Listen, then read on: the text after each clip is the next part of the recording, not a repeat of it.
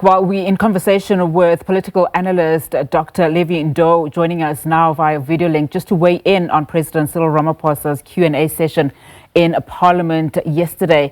Dr. Ndou, very good afternoon to you, and thank you so much for your time. What do you make of how, the Q&A session unfolded in Parliament yesterday, particularly the EFF's behavior and, of course, other party members towards President Ramaphosa, so much so that he could not even conclude his Q&A. I mean, in the main, it looks like the US and the SA relations issue really overshadowed his session.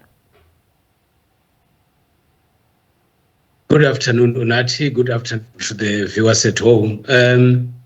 I think the session went on well, and the president was able, to a certain extent, to touch on a number of questions that the MPs asked. But I think some of the problems, and indeed that would involve the members of the EFF, are things that could easily be avoided.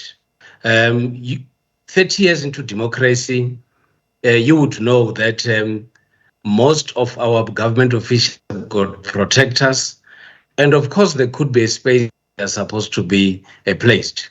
We do know and acknowledge that Parliament is using other facilities that are not common because of what has actually happened in the natural building of Parliament. But the situation in which you'll have protectors within the chambers, whether justifiable or not, has got a potential to create unnecessary conflict between the members of Parliament and the protectors themselves. My view is that such should be handled differently, or it should be handled with care, so that we do not have to find ourselves in a situation where concerns have to be raised, even though they were legitimate.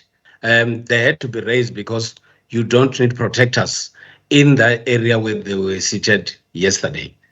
And on the issue of the triple BEE, I mean, one could sense a little bit of frustration from the president as he tried to drive the message home that it's not a BEE holding South Africa's economy back, especially when he posed those questions like, why can't black people be made to be their own productive aspects of work, and why can't they be rich as well? My view, that was a moment for the president to be able to clarify, why do we have BEE now in South Africa?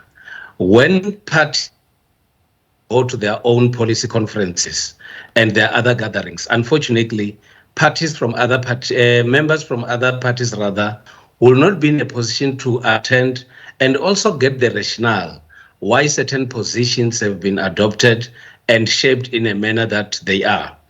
But it was also a moment to acknowledge that even though we are 30 years into democracy, we still have people who are still against transformation policies or any form of a policy that would advantage the formerly disadvantaged people, who are mainly black people. My view is that the president was able to articulate the BEE policy, especially to those who do not understand or who are against the transformation agenda of South Africa, that talks to inclusion, that talks to empowering those that were disempowered in the past, and indeed due to the apartheid policies. My view is that he was able to say, 30 years into democracy, it is a moment where the majority of those that were not given opportunities should be given opportunities, and those who benefited in the past should be able to understand that indeed all South Africans are supposed to be the beneficiaries of the land that they belong in. And just very quickly, Dr. Ndou, before I let you go, your line is not the greatest, but just on the South Africa and US relations, I mean, just going forward, what do you think we're going to be seeing there? Because we're already starting to see a lot of questions around, how this relationship will be taken forward, particularly given just so many implications here. A lot seems to happen. The lines of negotiations are opened between the US and South Africa. And my view is that on the basis of persuasions, on the basis of negotiations, they can still be able to move forward and mend their differences. And it will require women and men who are patriotic as South Africans to be able to ensure that whatever that is spoken and agreed upon will end up benefiting the South African population in general. Fantastic. Thank you so much for your time. Really do appreciate it. Political analyst Dr. Levy Ndou there for us.